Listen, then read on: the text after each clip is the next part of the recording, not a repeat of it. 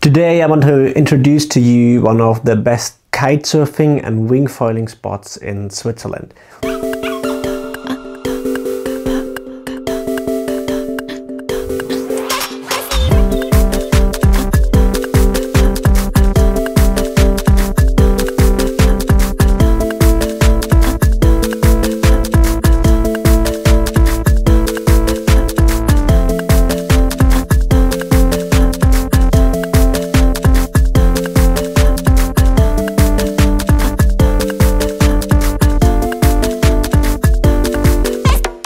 This lake has the most, or at least the second most, wind statistic or best wind in Switzerland.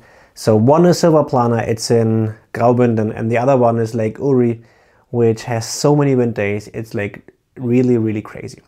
Usually from like spring, like early spring to like late autumn, you can find so many days with like wind on the water. It's usually around like 8 to like 12, 15 knots. So it's not super strong.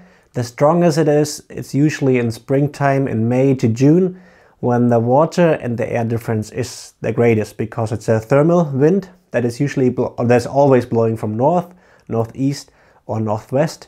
And so since it's thermal, on every good day where it's sunny, there's usually wind. And in winter, we have some storms. We call it in Swiss, we call it Föhn, which means like the hair dryer, because it's a really dry wind. And it's a really warm wind, and it's really gusty, it's really strong, and this is usually in like autumn, winter, and maybe springtime, sometimes in summer. And so you mostly have north wind, which is really stable, which is thermal, or you have like a south wind, which is like really gusty, but very warm and very strong. And so you have a lot of wind days year out, and it's really amazing, and you have like basically 3 starting points to enter the lake. The first one, when we're talking mainly about the north wind now, it starts usually in the north of Lake Uri and north of Sisikon, which is the first place you can get into. It's very difficult to find parking.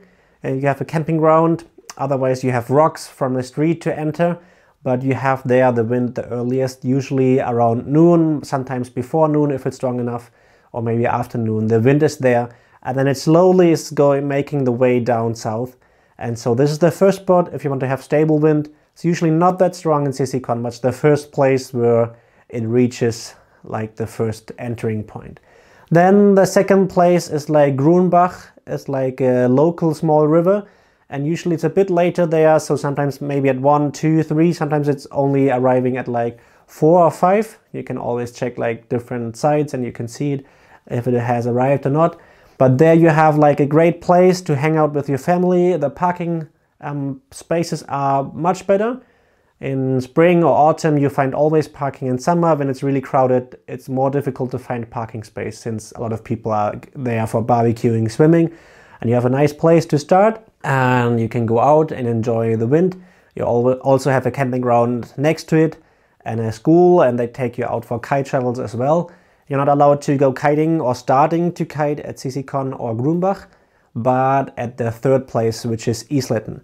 It takes a bit more time to drive there, but it's really beautiful. It's a really small place, so that's why the kiting is only allowed with the day permit that you have to pay, or with a yearly like club membership. It is because in COVID times there were too many Swiss people trying to kite there, and there's a ferry line running through the kite spot, and that's why the locals were super afraid that ferry or like the state would like close the kite spot. It is the last place where you're allowed to start, and you're only allowed to start from February to like mid of June, and then it's forbidden because people want to swim there. Usually the best wind is like springtime, and so you can start there if you pay the permit or if you have a club membership.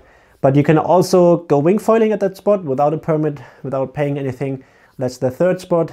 There's enough parking usually, and these are the 3 spots to enjoy Lake Uri.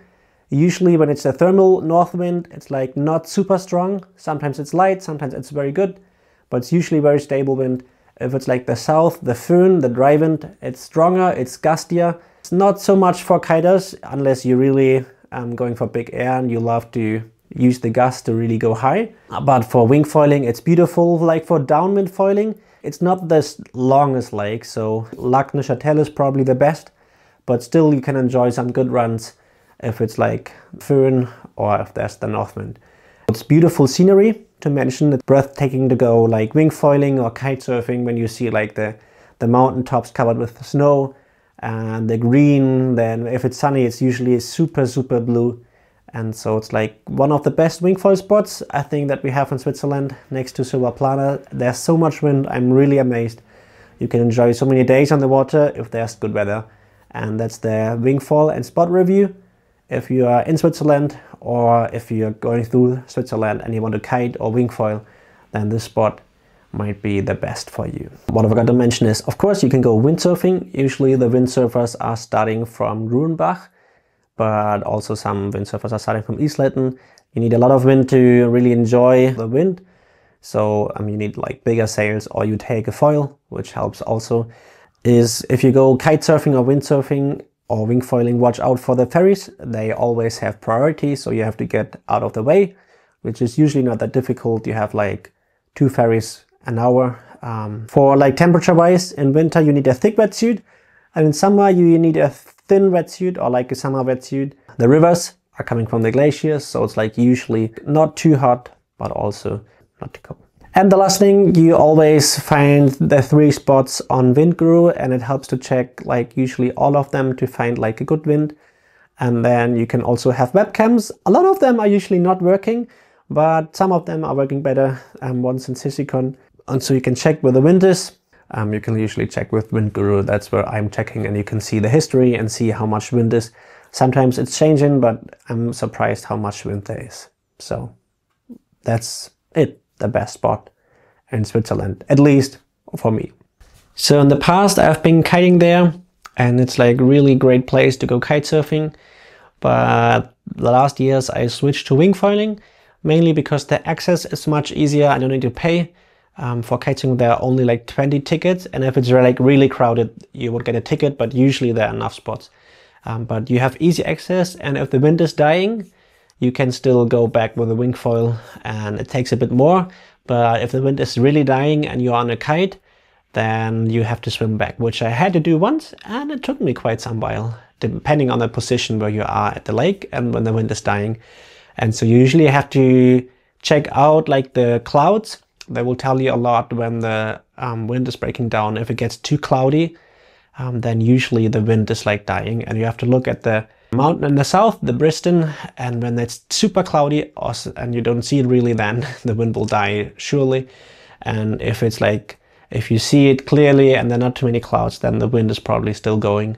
By being on the spot, you learn, I guess, to read the wind. Sometimes it surprises you, but usually it's quite stable and easy to read. So it's probably not the spot to learn kite surfing. You are not able to stand anywhere. For wingfoiling, if you take a boat out, you can probably enjoy learning wingfoiling or windsurfing. But the lake is deep, of course, and so there's no spot to stand, but I think it's not needed. And the beauty of the spot and the good wind conditions, they are really the strong factors of this lake.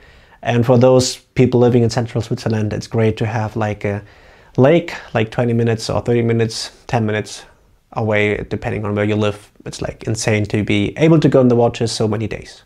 If you have any questions, if I forgot anything, feel free to write it in the comments. Otherwise, thank you for watching.